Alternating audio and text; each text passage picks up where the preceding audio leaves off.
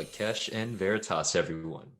Sending you the frequencies of oneness and truth. You are now tuning into Of the Sun's SUNCAST, our weekly podcast bringing you elevated topics focused on expanding ourselves and humanity into becoming the truth and moving ourselves into oneness.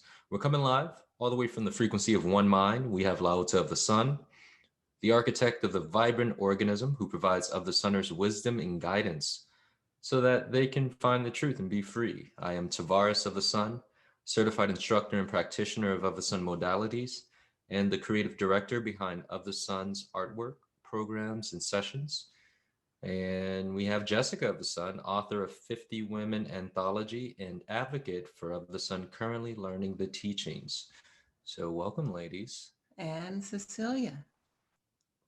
And we think that we're very thankful to have Cecilia, who has questions for us today. We don't usually have a live guest, so Cecilia will be joining us and participating and asking questions. So welcome, Cecilia and Jessica.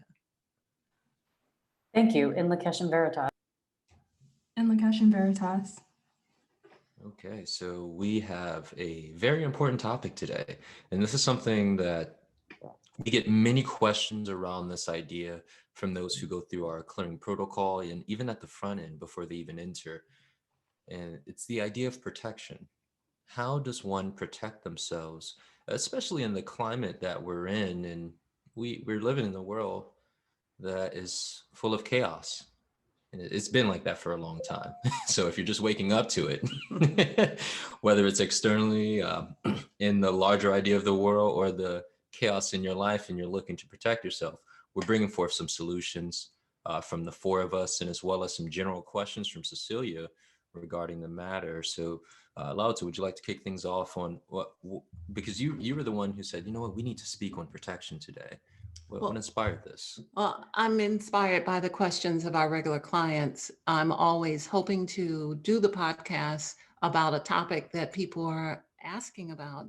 And it's so perfect that we have Jessica, who has been a voice for women who have been abused. And so I'd like to ask Jessica to share with us a little bit about your work that you have done on your 50 Woman Anthology and how that fits into our topic today. Oh, yes, absolutely. So I spent 7 years interviewing 50 women from 30 countries around the world who had mostly survived pretty adverse circumstances.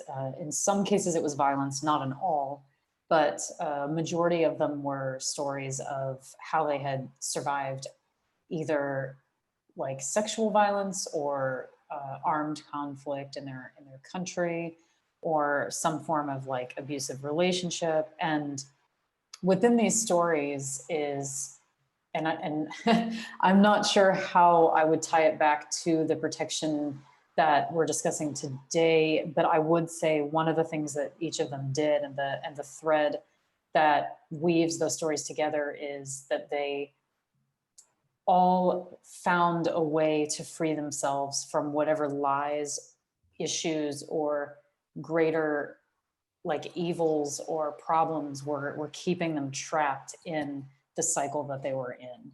I think they had the desire and the will to free themselves, and not everyone who is subjected to these incidences has the will to do that. So I think one of the themes of the book was like strength and perseverance in them being able to say, how do I get myself out of this situation and away from whatever is harming me or my children? In some circumstances, they had children that were also going through this. In other cases, it was like protection and preservation of the self through some serious forms of illness. Like one woman had a heart transplant, another one had chronic Lyme disease and was using all kinds of modalities to lift her out of it, despite traditional medicine having told her like, misdiagnosing her and giving her the wrong test results. She was able to look within herself and do some explorations into similar things to what Of the Sun does, to be able to heal from that over an 8-year journey. And once she found the means to do that, she's healed and healthy now. But they're pretty interesting circumstances. So I'd be interested to hear what you have to say about protection and how a person can go through, like, if I'm in a very trying circumstance, how can I get that protection that I need or elevate myself out of that? And we all have that ability to do that. Yes, we do. Would you give the list of accolades and awards that your book has won? Oh yeah, we actually just received a Evergreen Medal for World Peace, a bronze Evergreen Medal for World Peace from the Living Now Book Awards, which are actually part of the Independent Publisher Book Awards.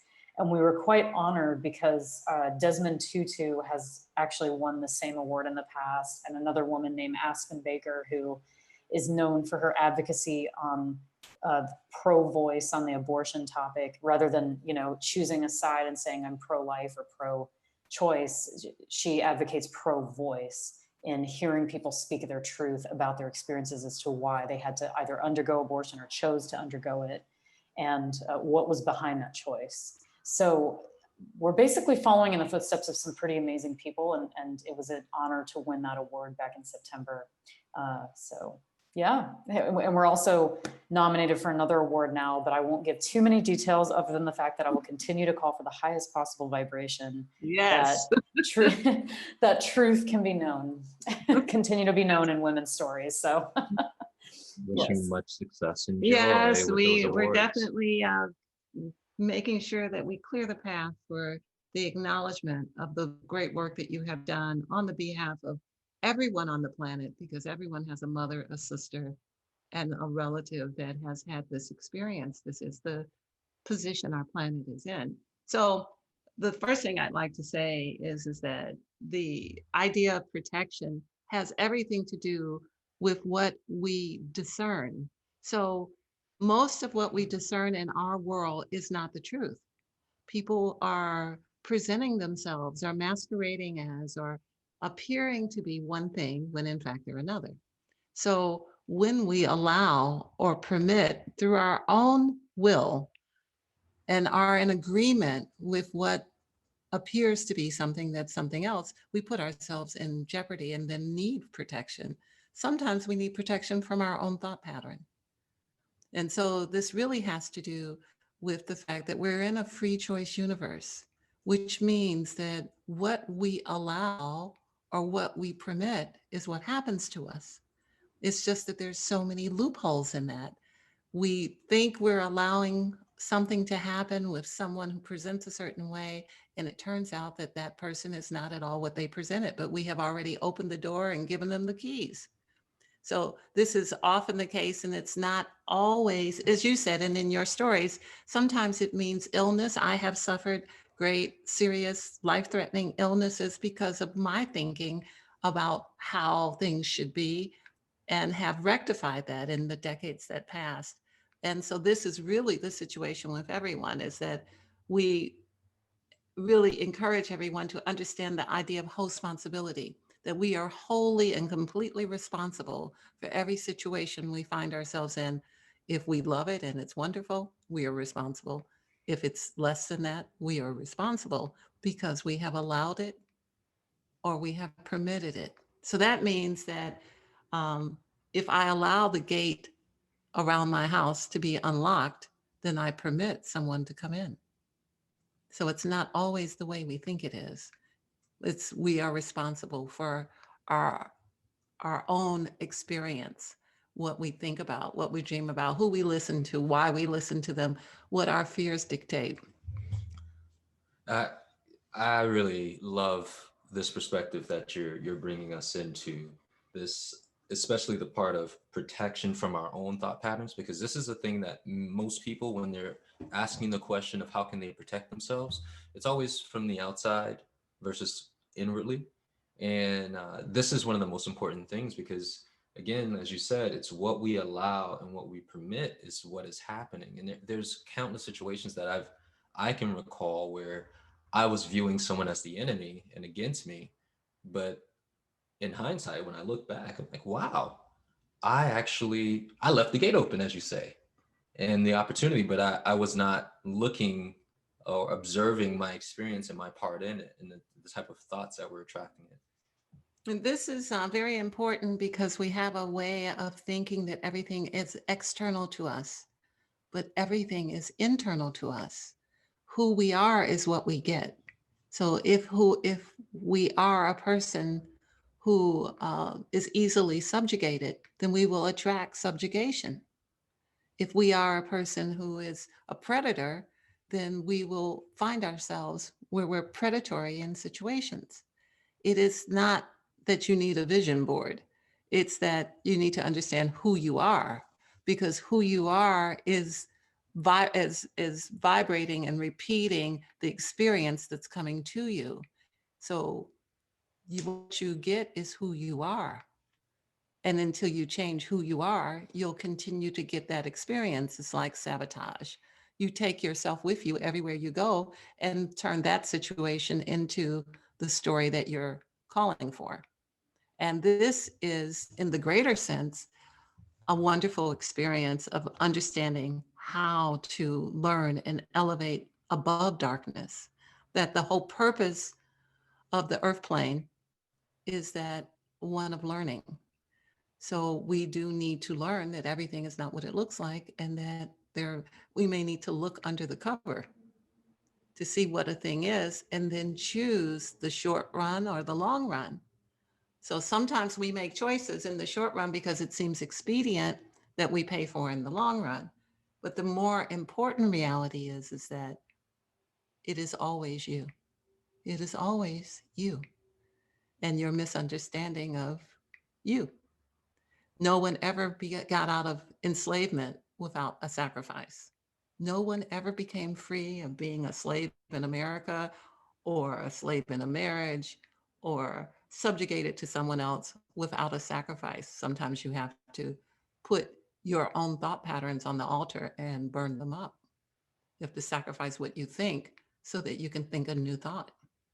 And often that's very difficult for people because they're so pleased with the way they think. They're so sure of what they think.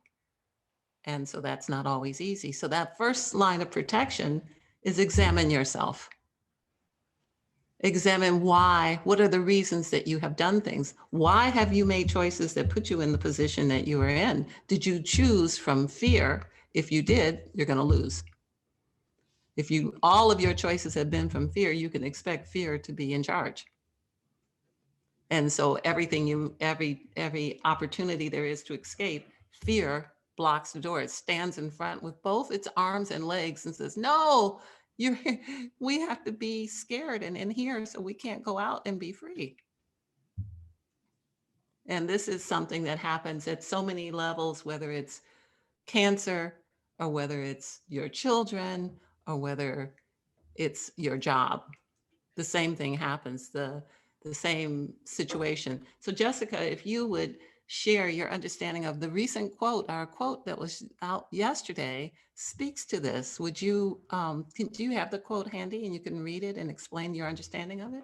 It's so funny. I was just typing another quote into our manuscript that you just said. So the new quote for next week, I just said it. Did I just say it? I'm always like, I'm kind of like LaOta's like quote Bible or not Bible, dictionary or something. Yeah, because I'm like, oh, that was a quote. That was a quote. That was a quote.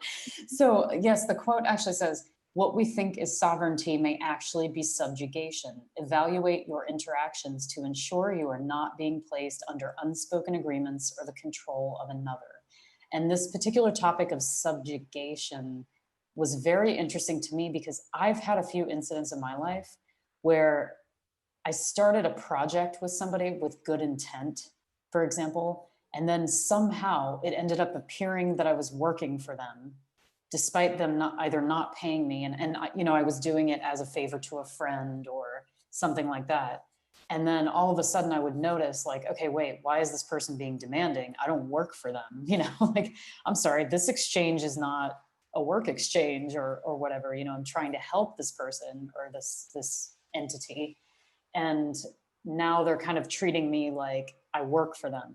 So that's one example that I would give of subjugation. And some of that ties back to lineage. For example, I learned more recently, and this is a shameless plug for the upcoming soul translation class. That you will see that the beautiful video Tavares made if you just go to our Instagram of the sun.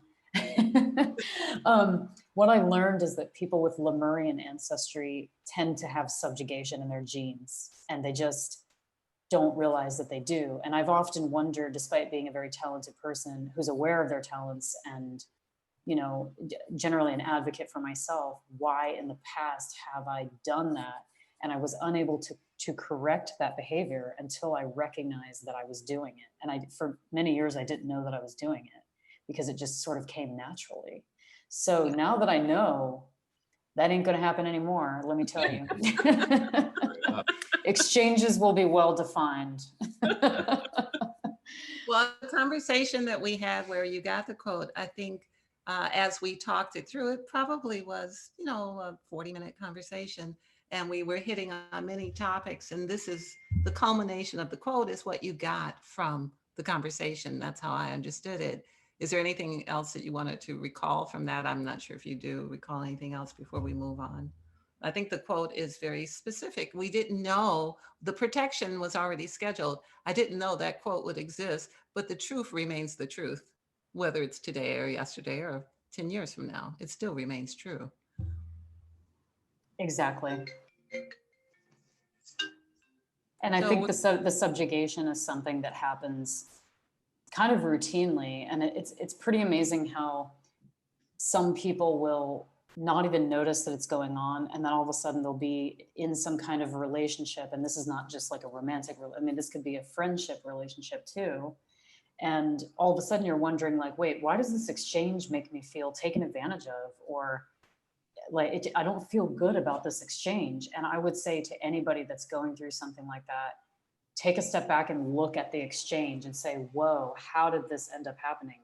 And if you have a good relationship with that other person, like if they're a friend or somebody close to you, you can probably talk to them and correct it or fix it in a very, you know, peaceful, reasonable manner. Usually you can.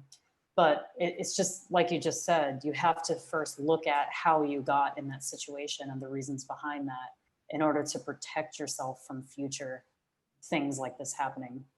Otherwise, you'll take it with you wherever you go. This idea of you allowed it or you permitted it. You had to give your permission. It is not possible for someone to enslave you unless you allow them to be the master. You know, it's not for someone to guide you on the dance floor unless you let them guide you. That's an important understanding to have. If you don't permit it, it doesn't happen. Yeah, and this idea that Jessica was pointing out, it does tie back into what LaOta was saying about most people don't even know, you know, but yet we see the evidence in our experience time and time again with the different relationship exchanges, again, whether it be romantic or business or with our friends or even family. There's this repetitive behavior where we find ourselves in that subjugated experience, like, damn, how did I get here? And the whole time not realizing that the door has always been ajar. So it really goes back to look at yourself, examine yourself, and you know, start dissecting that experience. What is it that we're doing? You know, and this actually brings me to my own personal experience with relationships. I was seeing time and time again where I was subjugated, and I started thinking, are all women like this? Because every woman I'm getting with is trying to control me.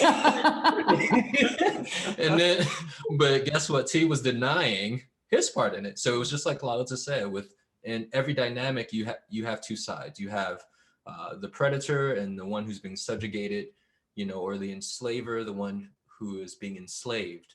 And I had to identify within myself, what was I doing? What was I thinking to allow myself to be within this situation and the circumstance time and time again? And it wasn't until I recognized what I was thinking and doing and transmitting to the universe and to these partners that's when it stopped, when I chose to be different, when I chose to wake up and, oh, let me close this door, this gate.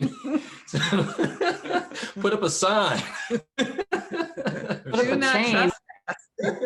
Right? No trespassing. Electric wire. Okay.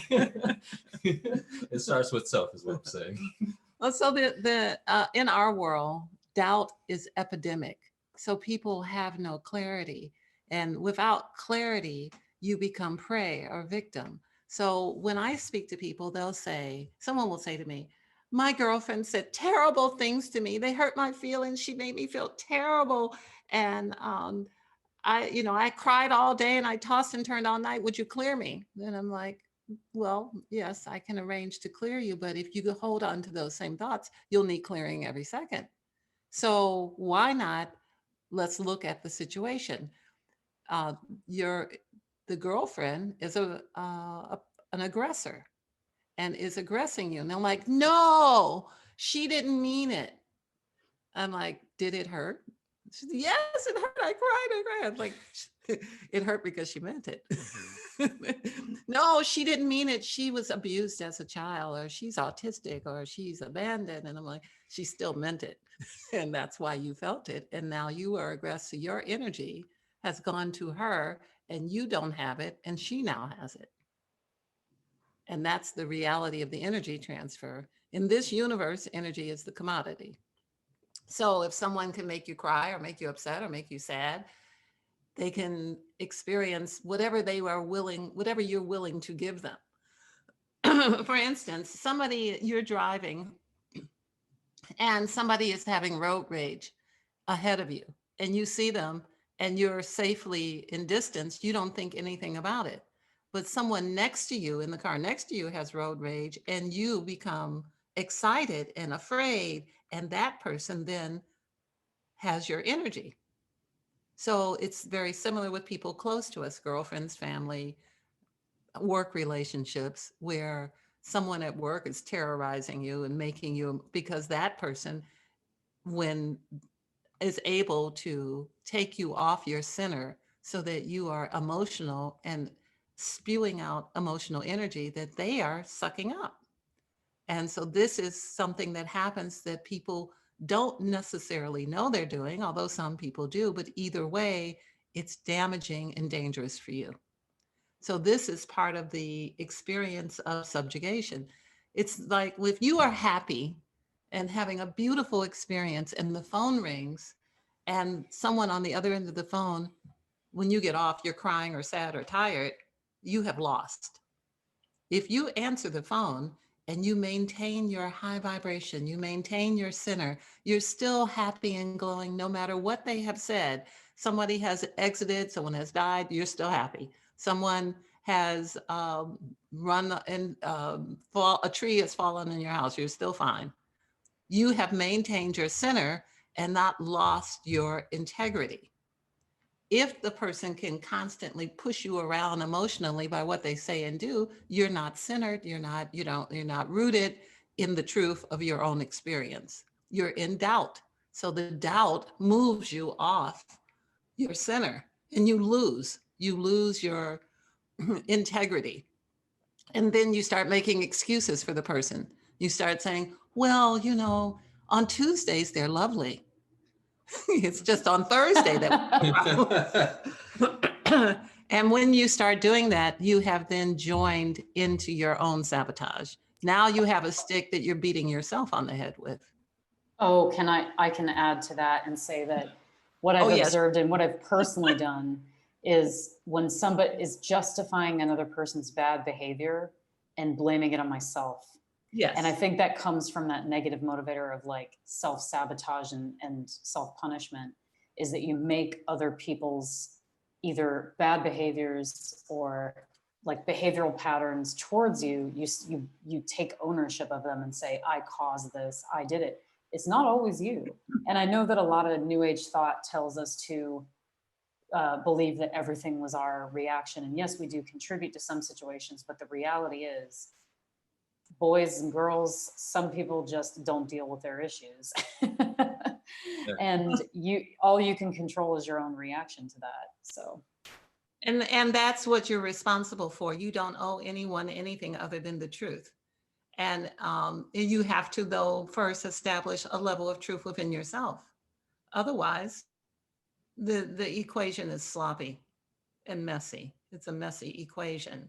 It's that someone comes in and they're having a hard time, and now you're having a hard time. And so you have joined the hard time crew. But if they came in and they were having a hard time and you were solid in your divinity, if you were solid in your joy, it's an opportunity that they could be joyful too. It could take the edge off their suffering. But it is important that each of us protect our own sovereignty. And the way that we do that is to have tools. And so I'd like to talk about that for a moment, that there are many tools and we have many things on our website. But the most important thing to know is that one thing is not enough. If you say, well, I say Om all morning, that's not enough. You need many things because there are many factors. There are our jobs. There's the environment of COVID. We live on a planet that is a pandemic now. People's brains are being affected. People are negative. The landscape, the world landscape is chaotic at best. People are rioting in the streets in the world. We are part of the world. So you need more than one thing. You need to be dedicated to a morning practice that offsets the negative that's coming into you. And then there are many practices that we recommend for your strength and safety. The victory is in the practices.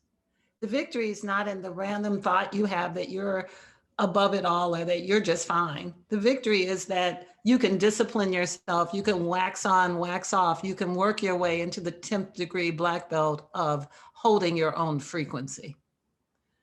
And one of the simple things, and everything that we do at Of the Sun is very simple and uncomplicated and stands in truth historically, like salt and salt baths.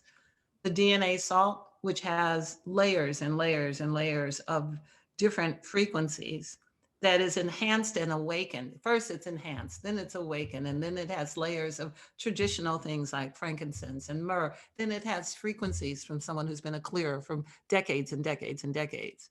So it has layers of that. When you add that to regular Epsom salt in a bath, there's an opportunity to collapse the interference patterns around you. So just the salt baths, that's just one thing. Just doing Ho'oponopono, just one thing, taking responsibility, one more thing. Each of these one things are important in the scheme of things. So I want to explain how salt works because people think, well, salt's nothing. I know about salt, it's on the table, but table salt's not the same thing as what we're doing. So salt is something that has been known commonly as a metaphysical tool. People for generations have used salt to bring about energetic wholeness. Just as the salt dissolves in water and later recrystallizes as salt and represents the alchemical process of things breaking down into their individual elements and purifying, and then returning to the integrated whole, this is what salt does. We are on a water planet. We are water beings. The intelligence of the divinity that brought salt forward, brought it forward to bring us back to our hexagonal structure, the structure of the polyhedron, the hexagon, the square. That's how salt grows out of the ground into the square. It brings us back to foundational growth. The cube or the square of the earth represents manifestation. It represents anchoring in of spiritual energies. It has been here since the beginning. It is from the sea, and it is an ancient symbol of the earth itself. So here we are on a water planet living on the earth, and then the salt represents the square that is known as the cube or the earth. It also represents the polyhedron, the hexagon. This is so important because we so overlook it. Its symbolism of a cube is stability, equality in the material world. It's often these ideas are overlooked, but there's so much in nature, there's so much intelligence that's beyond the level of human attention span. And this is one of those things. So often we'll look at architecture and we'll see a group of cubes will be a temple, or a group of cubes will be an altar, or a group of cubes will be a throne. These are all from the intelligence of the people who made these things, who understood the shape of the salt, the cube shape, the hexahedron, the idea of salt in water has metaphysical properties. It has 6 faces. It faces 6 directions. It is based on 6 geometric figures. It is the same as the Star of David. It symbolizes union of the opposites of male and female, of the 6 directions: south, east, west, north, above and below. The concept of the 6 days of creation. This is because of the relationship that salt has to the cube, which gives us huge and magnificent metaphysical power of clearing. This is protection. And it is also associated with grounding. So just having a pinch of salt, of DNA salt in your mouth each morning alkalizes the body. It puts the acid down. It makes the brain work better. It makes your decision-making power stronger. It brings you more into clarity because you are a water being, a bag of water. And just as creation and the terraformers who came here put salt into our oceans, so we operate with salt in our bodies. And it helps us from being corrupted. It gives us purification. It offers us protection. And so these things help with not being corrupted by outside influences or by doubt. Doubt is a devastating experience that humanity is in all the time. That's why there's chaos. If people had the level of clarity to know what was right and true, they could stand in the truth instead of in fear. Almost many decisions are made from the position of, well, what if I can't do it? Or what if something happens? Or what if, that's all from the position of fear. It is best that we call on the divinity within us and see what it is that we can do. Our history has all shown us that we get everything we want, but when we call from it from fear, we get the fear along with it. We could call for it from strength. Does that inspire you to say anything, Tavares? Well, I know what one of my next videos are going to be, because that is some powerful, informative information regarding salt. And as you mentioned, when most people are introduced to the idea of taking a salt bath, it's like, how's that spiritually going to help me? But the examples and the facts that you backed up that show the correspondence of the nature of man, how we are water, everything is water, we're on the water planet. And at the molecular level, the platonic solid of this a foundation of stability, and how that corresponds all the way up to the higher levels of our physical form, those are facts that has me like, okay, I gotta make a video on this. I gotta cut this snippet out. It's mind-blowing. It expands. These are some things that I know, but it's the way in which you articulate it. And I feel like for people who needed insight on how can they protect themselves, I feel like that right there gives them that background knowledge that's needed. It's very interesting. Through all of history, salt has been revered for its metaphysical properties. People were not ignorant just because they're not now. They knew what they were doing. It used to be that when a couple got married, before they moved into the house, they salted the house. They put a perimeter of salt around it to keep darkness out so that they could be at peace with one another. And then the idea of putting a little salt in your mouth, that's what electrolytes are. That's what we give babies when they're sick. We give them electrolytes. That's a little bit of salt. I mean, it's all in our experience. It's just that we're very selective about what we're willing to be in agreement with.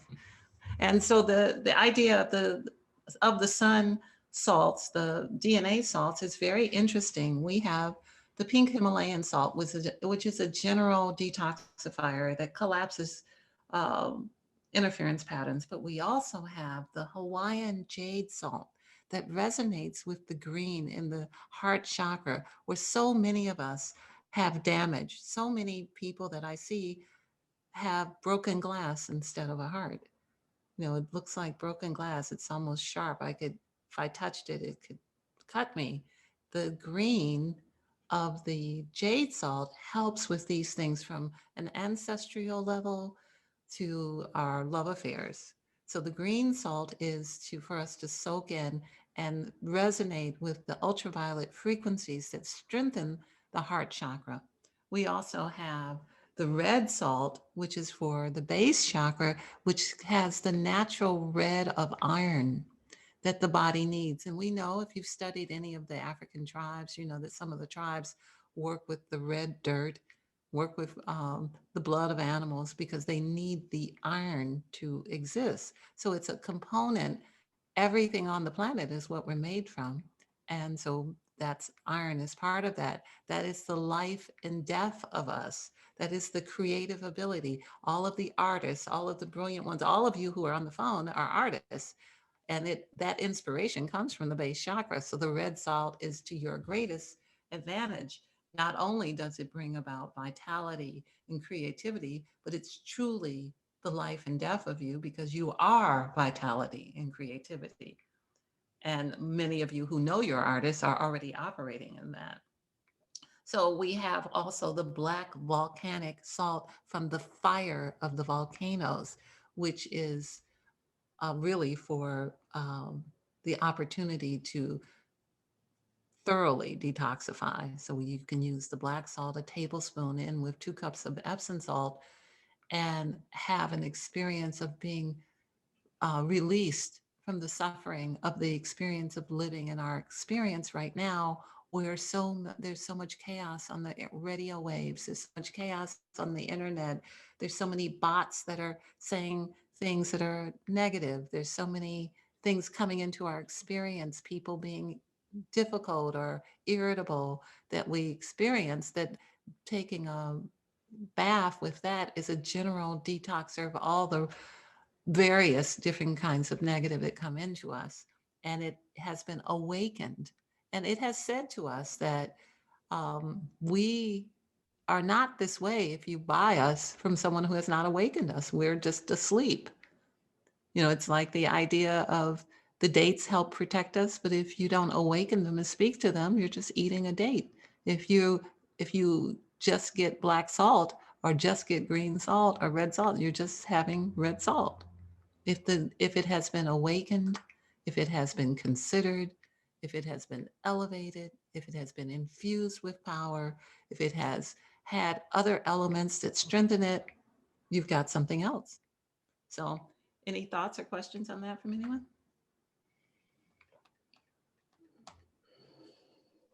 So it's very, having this information should truly help everyone. Tavares, you have something? Yes, I'd say I know we have Cecilia on the line with some questions here regarding protection, and I'd say let's jump into that. I'm not sure if her questions are about protection, but do you have anything for us, Cecilia?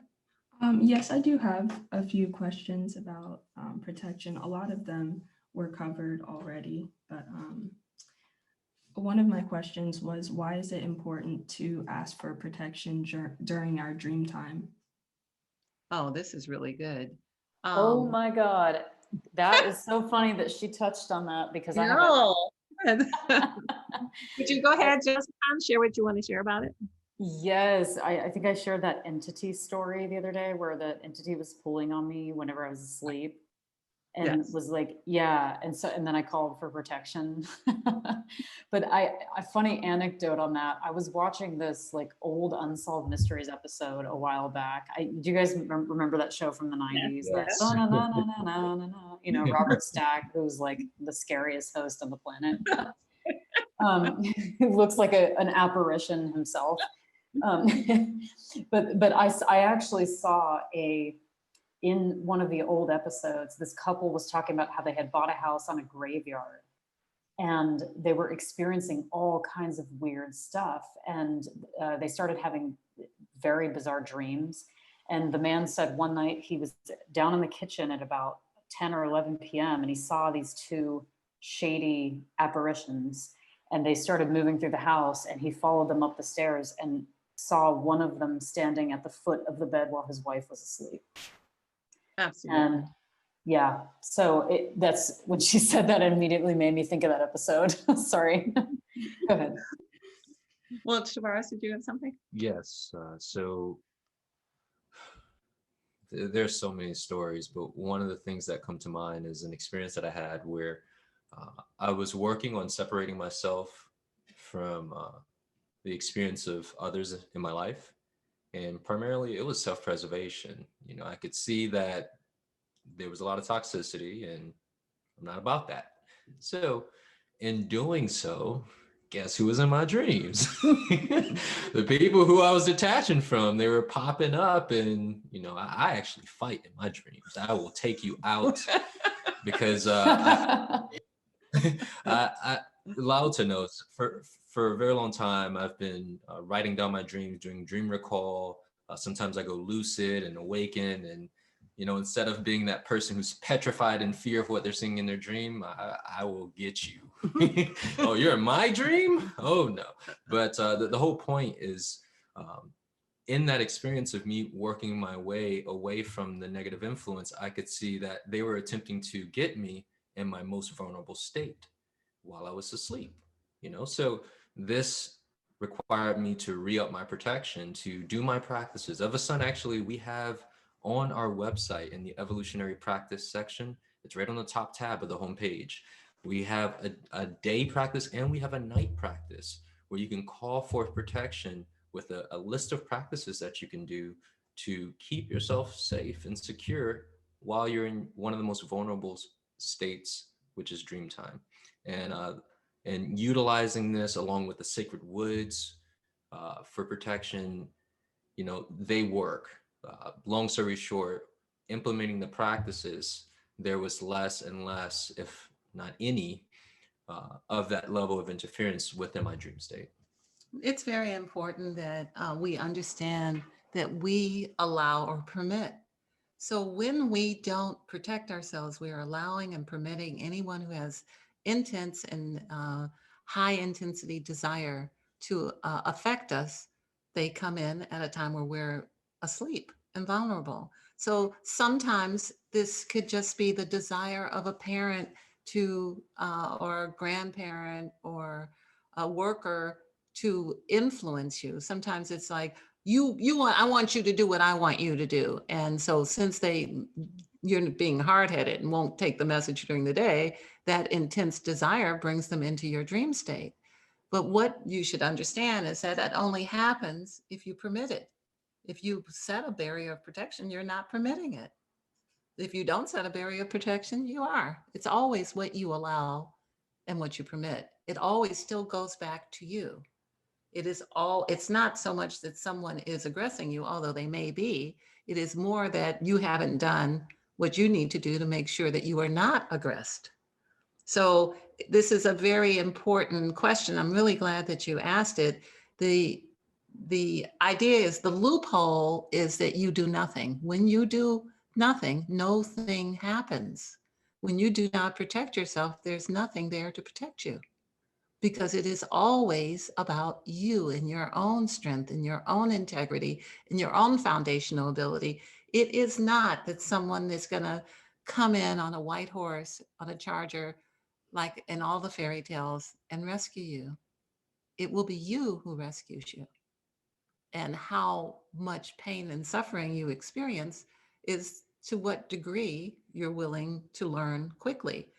I had cancer from the kind of thoughts that bring cancer forward, negative thinking.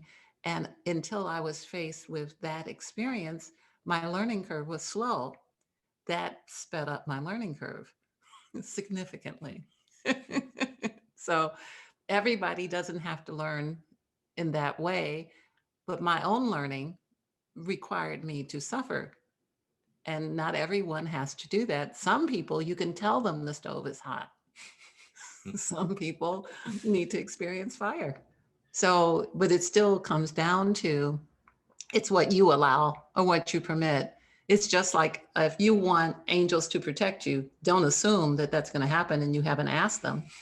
Don't assume that, because you had the thought, the random thought, oh yeah, I read on YouTube that Archangel Michael protects people. That must be me. And it's not like that. I think this is so good because that is a grave misunderstanding in the spiritual community, that you're protected even though you haven't asked.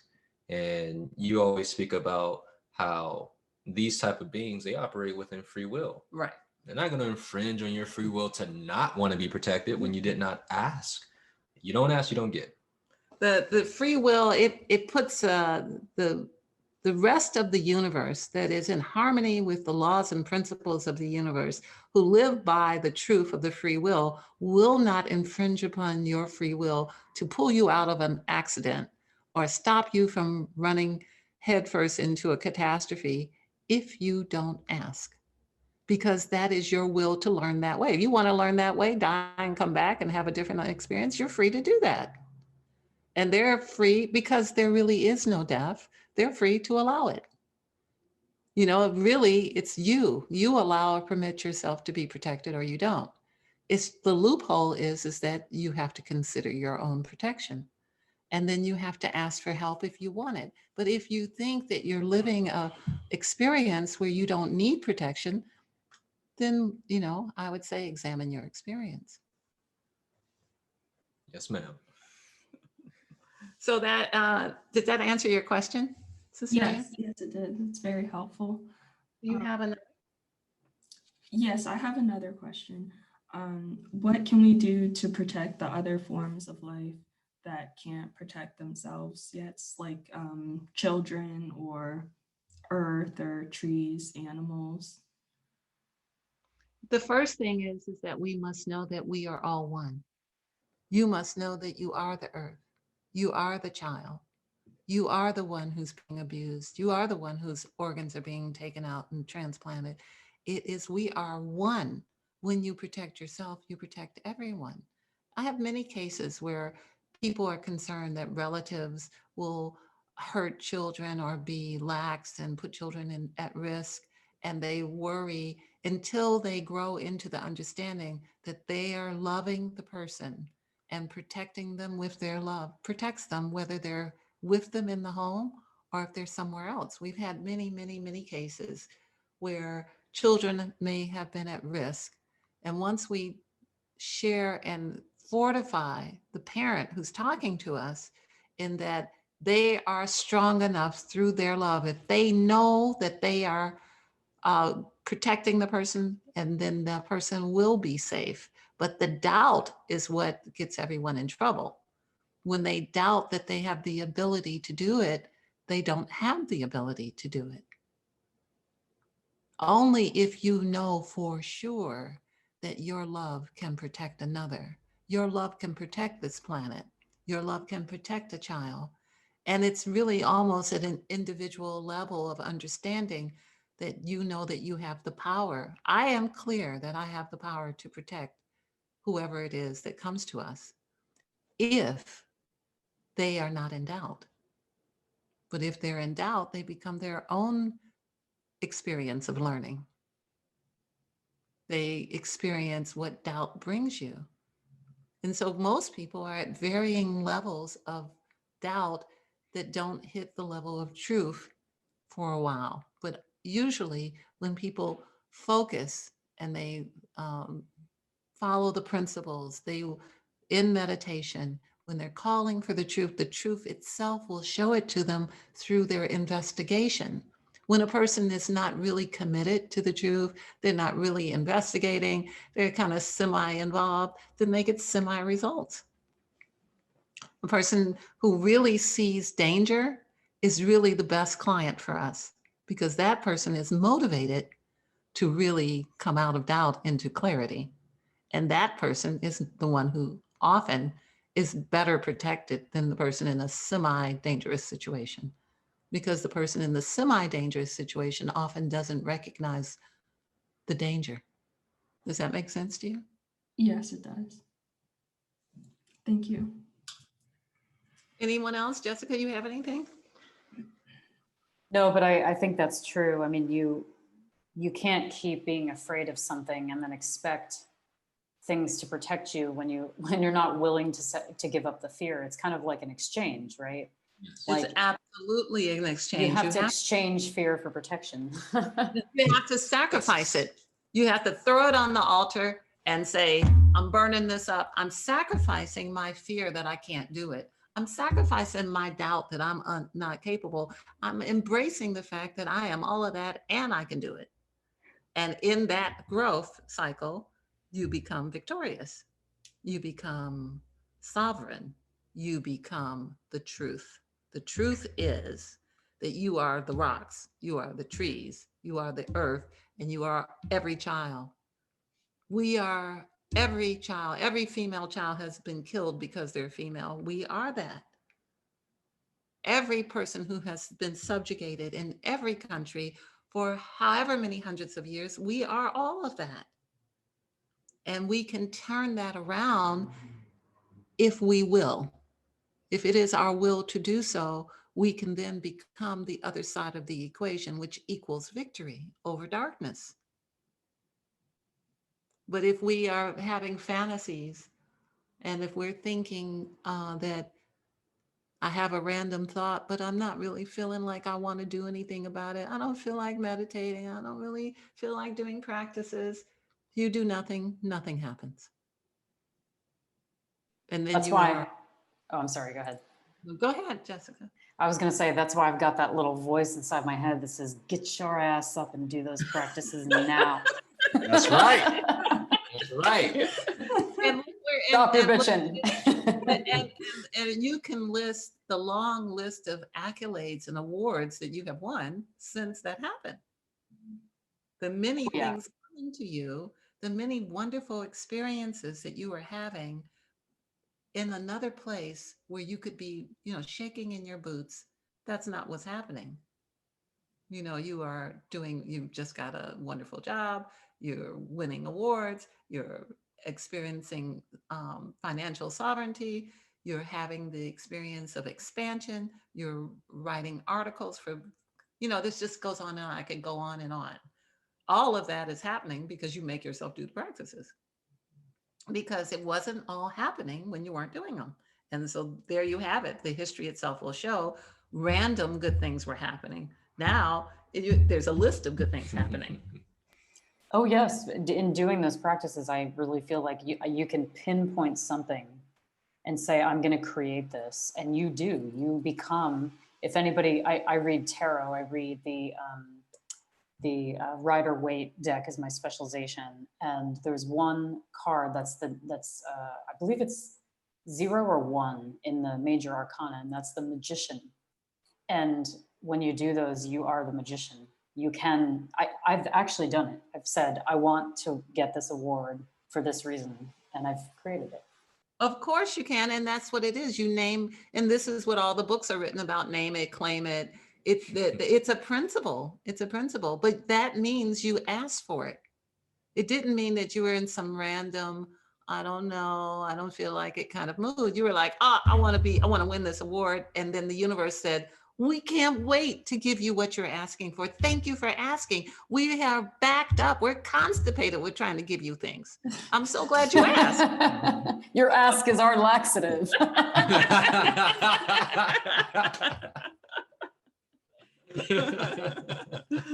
It actually is like that. It is our own knots, our own interference patterns that keep wonder and beauty and success from us. It is our own constructs.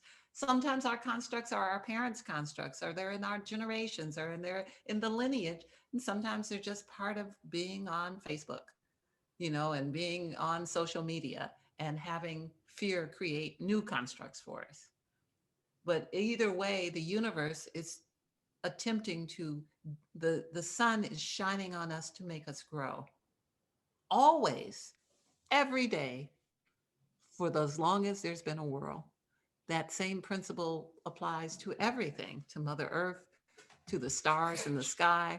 Every aspect of our experience is trying to give us everything we want and what we don't even know we want, that's good in our best interest. but it is our own constructs and our own fear that keeps wonder from coming. We think, oh, well, I can't because of this, that, or the other. But in truth, we can do whatever we want, and people do it all the time. But as long as we're confined by our constructs, we're confined by our constructs. Do you have any other questions before we sign off today, Cecilia? I think the other questions were covered already.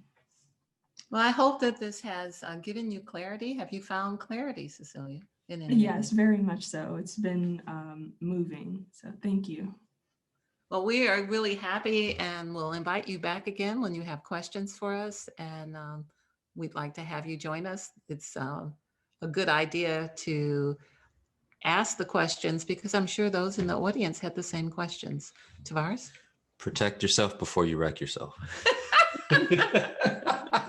You trying to do your own quote book? This negativity is bad for your health. Okay, so you want to do a rap? You want to do a rap? Well, Not on this show. Well, Jessica and I, we actually had an idea to do that. We were going to take that, I don't know, some ludicrous song, and we were going to like make a remake. Oh, I remember that. I think we should do that. You all can do that for the next Oh, podcast. heck yeah. I don't know if you guys saw the I Have a Crush on Obama song in 2008 or 2008, but that thing went viral, and it was like, I have a crush on Obama. And it was like, everybody was singing it, you know, and that's we kind of thought, oh, we could do that. That would be fun. I can't wait. I'm bated breath. I'm just counting the moments. Let's get up in the booth, get our rhymes together. Let me stop. But truthfully, all jokes aside, for everyone listening, I really hope this has inspired you to call forth what you desire, specifically that being protection, and seeing the truth within our experience, and also how we are contributing to that which we need protection from. So may we call to see the truth, speak the truth, and hear the truth in all things. In Lakesh and Veritas. In Lakesh and Veritas. In Lakesh and Veritas.